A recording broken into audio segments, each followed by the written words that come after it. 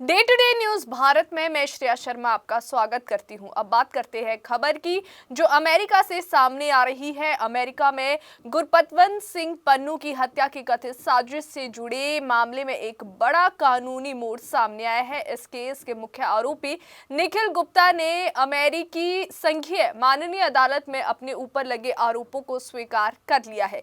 ये मामला पिछले साल उस समय चर्चा में आया था जब अमेरिकी अधिकारियों ने दावा किया था कि न्यूयॉर्क में रहने वाला पन्नू की हत्या की साजिश रची गई थी, लेकिन ये साजिश सफल नहीं हो सकी। अब आरोपी के जुर्म जो है कबूल करने के बाद इस पूरे प्रकरण में जो है न्यायिक प्रक्रिया तेजी से आगे बढ़ेगी।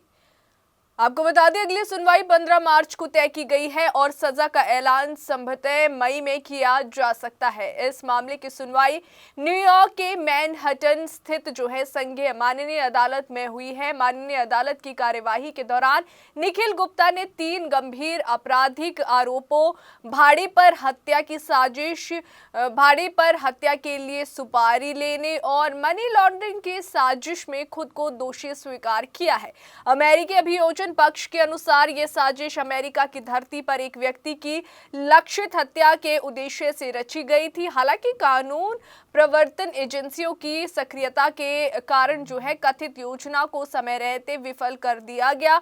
अमेरिकी न्याय विभाग के मुताबिक निखिल गुप्ता की उम्र 54 वर्ष है और वे भारतीय नागरिक है। अभियोजन पक्ष का आरोप था कि उन्होंने एक ऐसे व्यक्ति को हत्या के लिए सुपारी देने की कोशिश की जो बाद में अमेरिकी एजेंसियों का मुखबिर निकला।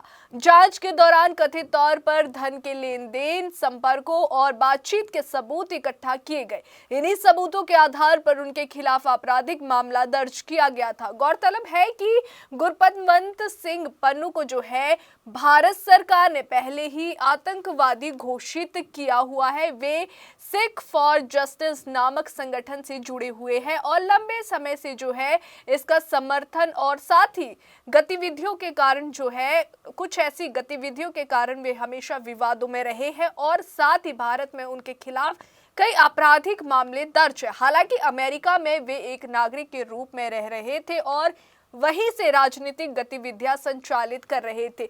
इसी पृष्ठभूमि में उनकी हत्या की कथित साजिश का मामला अंतर्राष्ट्रीय स्तर पर संवेदनशील बन गया है।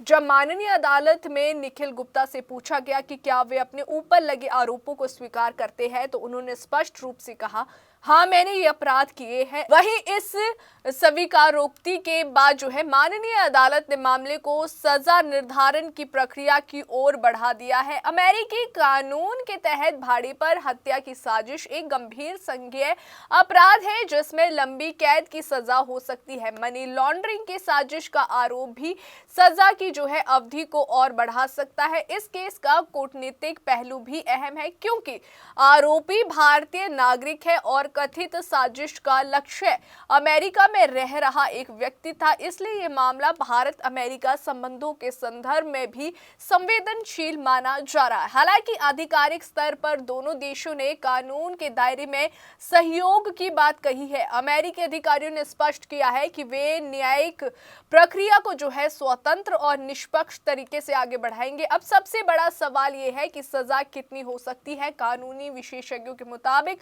अगर माननीय अदालत अधिकतम सजा सुनाती है तो निखिल गुप्ता को कई दशकों की कैद हो सकती है। हालांकि उन्होंने दोष स्वीकार कर लिया है, इसलिए सजा में कुछ रियायत मिलने की संभावना भी जताई जा रही है। आमतौर पर अमेरिकी न्याय प्रणाली में दोष स्वीकार जो है उस पर सजा कम करने का प्रावधान होता है बशर्ते आरोपी जांच में सहयोग करे। अगली सुनवाई 15 मार्च को निर्धारित है जिसमें सजा पर अंतिम दलीलें पेश की जा सकती है। इसके बाद मई में सजा का औपचारिक ऐलान होने की संभावना है।